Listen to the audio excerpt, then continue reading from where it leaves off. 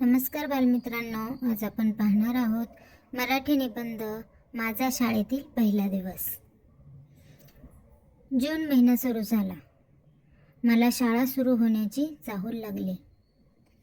आई व बाबांनी माझ्या शाळेसाठी लागणारे दप्तर, वह्या, डबा, पाण्याची बाटली इत्यादी आवश्यक सर्व साहित्य घेतले।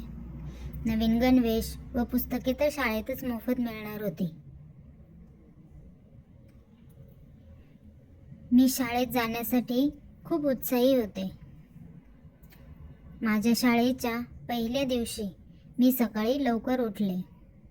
नवीन गणवेश, नवीन दप्तर, नवीन पुस्तके घेऊन मी शाळेत गेले। माझ्या मित्रमैत्रिणी माझी वाटच पाहत होते। मला माझी शाळा, शाळेचा परिसर व माझे सर्व शिक्षक पाहून खूप आनंद झाला।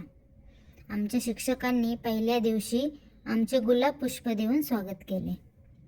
वर्गात गेल्यानंतर सर्व नवीन विद्यार्थ्यांनी त्यांची ओळख करून दिली।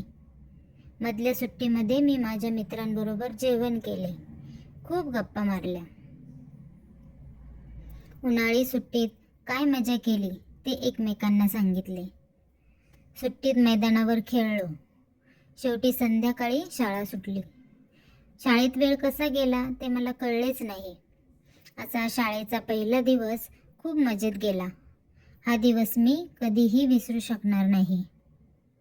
धन्यवाद।